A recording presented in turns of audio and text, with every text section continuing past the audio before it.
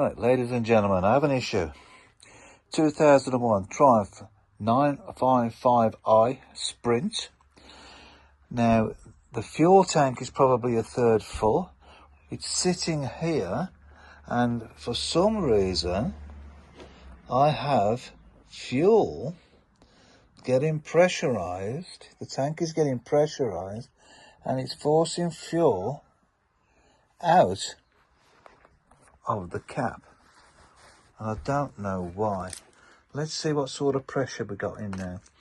The vehicle has not been run. As you can see, there is fuel in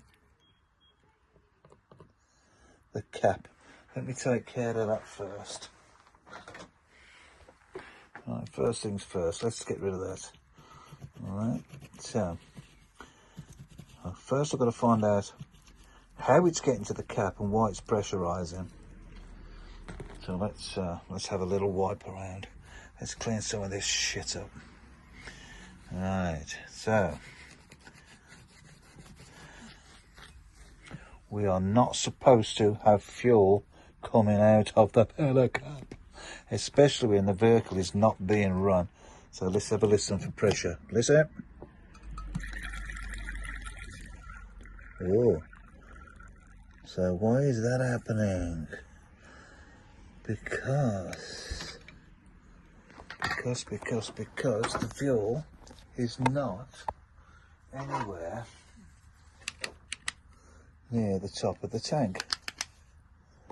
Okay, there's no fuel down there. It is coming up this pipe somehow. For some reason, it's coming up that pipe, that little vent hole in there. And I don't know why. We have a vent pipe there, and I don't know why it's forcing up there.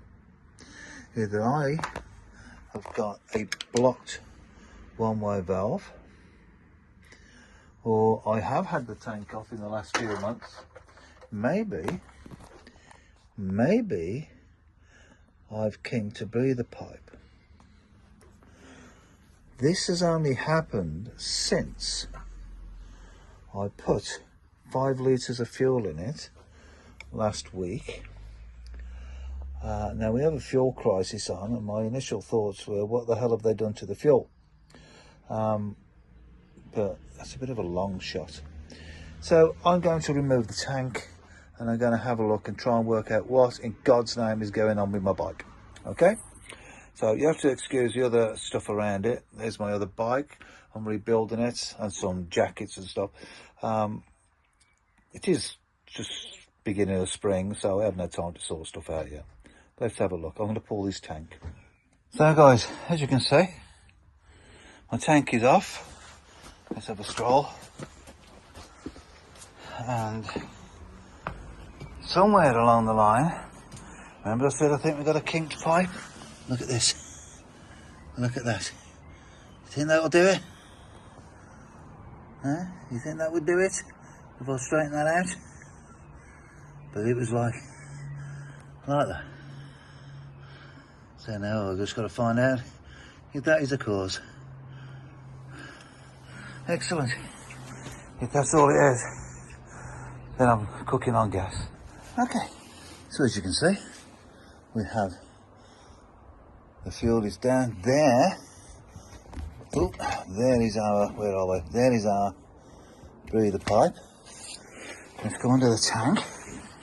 Here we have 2 breather pipes. The front one, so here's the front one. This is the one that was twisted. So let me just retwist that. And then I'm going to put this in my mouth and blow through it. Okay, so that is. Okay, here we go. Nothing. If I straighten it up. Oop.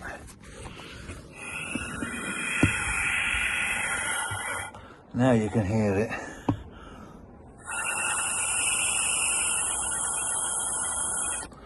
So that kink tank is my problem.